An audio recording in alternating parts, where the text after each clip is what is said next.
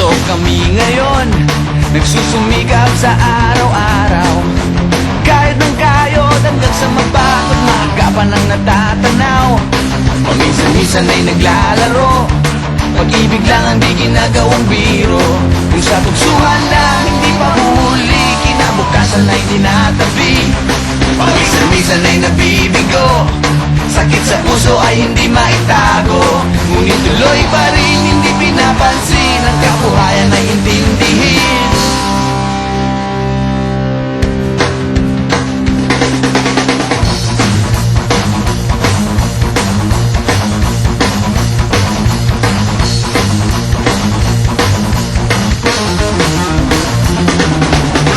Alam mo ba ano ang ibig sabihin ng ating pagsisikap sa eskwela? Pag di na